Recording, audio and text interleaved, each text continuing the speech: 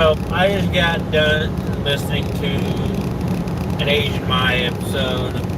It came out on something fairly important about how one of the rail companies was holding back shipments from Pilot, Flying J, how they were not gonna be sending out a certain amount of shipments to them when they do 26% of the diesel fuel that is supplied to us truckers and 30% of diesel sales. And basically, the top investor in that rail company had put a lot of investments into electric vehicles. Another thing I'd read an article a couple days ago on Cisco putting in an order for 800 e-Cascadias, which have a range of what it said maximum model having a range of like 200 to 300 miles on a full charge. Here's the problem I find with that. Where's the infrastructure? Where's the infrastructure for these electric trucks? I don't believe the world yet is ready for electric trucks. If you know where there's more infrastructure for these electric trucks, put it in the description. Probably be a bit better informed, but my whole thing is, you take a truck that's got, let's say, 300 gallons of diesel that you can carry. You can go back across this country more times without stopping than you can in one of those electric trucks right now. There's just less infrastructure. I drive a truck right now for my company. It's got 100-gallon tanks on either side, so 200 gallons, what I believe, approximately. Right now, these tanks, I go back and forth between my terminal, which I'm going to keep disclosed, from my terminal up to Minnesota and back without having to refuel once. Minnesota, do my delivery, go do my pickup, sleep the night, take that load that I picked up, take it to either our terminal or deliver it, depending on what they have me do, depending on where it's going, because I do a dedicated route. And then go back down to my main terminal, and I don't go back up until I pick up the next load the next night. And that's it. Because I'm home for that night, so I don't have to worry about being out of fuel or where I'm going to stop at. I know where I'm going to stop at for my fuel. I know where I'm going. I know how long it takes. I know that I'm not going to run out of fuel on the way up. Yeah, I do a lot of nighttime driving. But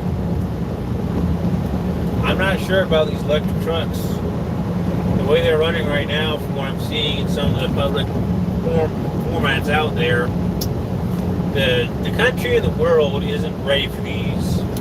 You got Biden out there also putting out saying that he's going to ban diesel trucks here within a couple years. If he's going to be doing that, he's better be investing a lot into the infrastructure of this country, getting charging stations built for these semis. If you go up to any charging station built for a car, say you're going to be there for like, say, a day maybe, yeah, no. No one's going to like that. Any of the regular car people, no, you just, come on now.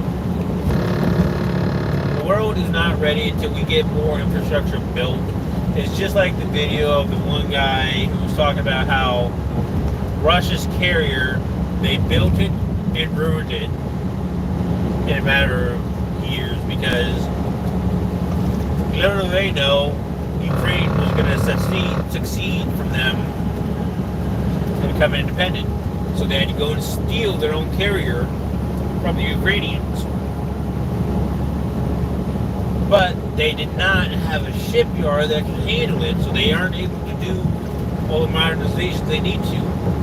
Now they're in the process of building that infrastructure that is needed to maintain a piece of equipment like that. And it kind of ruined it because they didn't invest in the infrastructure to take care of it, to maintain it, to handle a ship of that size, that nature. without the necessary infrastructure that is needed to support these trucks, when you got a fleet of like 80,000 plus trucks on the road right now that run on diesel. These trucks, they're already in the position to do the job just fine. That's great. Let them be for now. Don't bother them. They're doing a good-ass job as we are.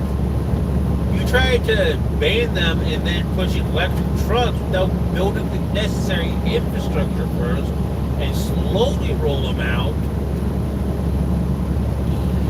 you're going to collapse the economy.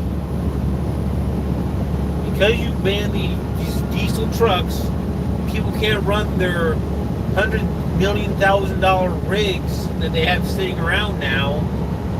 They have to go and scrap them or just let them sit and rot. And they can't. They're losing money all the time on this now. Then it takes 2, 3, 4 years to get the infrastructure in place and the trucks where they need to be. And you just that's going to collapse the country. If you don't agree with me, leave your opinion down below. I'm stating my opinion and how I feel on the whole matter. But my whole thing is, I don't think the world is ready for electric trucks, electric semis. There's not the necessary infrastructure in place to support them. Cisco, yeah, you're building the infrastructure at your terminal to get ready for these trucks. These 800 trucks you have ordered at your Riverside, California facility. But you're going to have to keep them dedicated, local. Because at this point, where are you going to find a charging station for it? You're going to be limited in where you can put them. This is just my own personal opinion. Other than that, it's nice. Another calm night, hopefully. I'm just sitting here cruising along down the highway as I normally do. Just past the way station. They're closed, of course, because it's nighttime. A couple miles back was the spot where I had a deer hit last week. Sitting down, coming down the road, sitting on the white line, starts crossing, sees me, tries to turn back, just lays down basically under my steer tire. Got ejected out of the right side of my truck, right at the back. Didn't even touch my drive tires. It's crazy one of those things you do. I was talking to one of our other drivers, and he was telling me that one day he was driving out through Pennsylvania, hit a 15-point buck.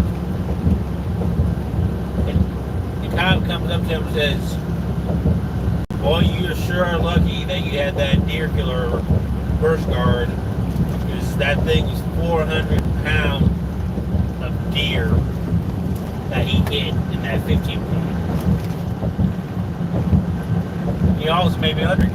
He told me, people are probably wondering, how do you know it was a 15 point? His head had rolled up on his hood, sat there for a good minute. Yeah, that would give you plenty enough time to count the points in that fucker. Another day, he hit 4 at once. Crazy what this thing's fucking do to trucks. But again, I just like to cruise along. Yeah, people might say it's the 8th dangerous job in the world. But as long as you do what you do, don't be too fucking distracted. Keep your eyes on the road. Watch what you're doing. Make sure you're getting plenty of sleep, especially if you're running at nighttime. And just pay attention to the road. Don't do stupid shit. Four-wheelers, too. Don't do stupid shit around us. Give us fucking room. My God. You people act like we can stop on a fucking dime. No. It takes us damn near a whole football field to stop. And you want to get in right on our fucking bumper. Or do stupid shit in front of us. I swear to God, some people out here have a death wish on their back. when they're around semis. Why don't go to New York anymore? Sitting over there in some of these yards waiting to get unloaded or loaded. People are just zipping in and around as like they don't got a care in the world, like they want to die. Like we can move at any moment. If you hit us at full speed, going that speed to this yard, distributor lot, whatever it is, you're gonna hit us and we're gonna do all the damage to you because you're just gonna straight flatten out on us. We ain't gonna argue shit to you. You ain't gonna argue shit to us. Just come on, people. Slow down. Take your time. World's not ending tomorrow.